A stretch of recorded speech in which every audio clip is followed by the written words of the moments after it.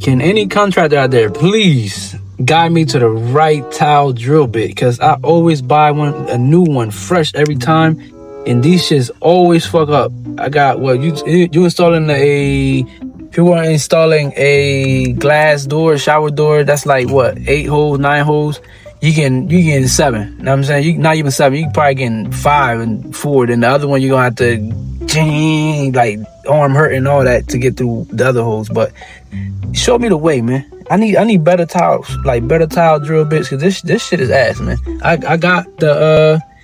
had got Milwaukee and another brand, I forget, but I just can't seem to find the right one.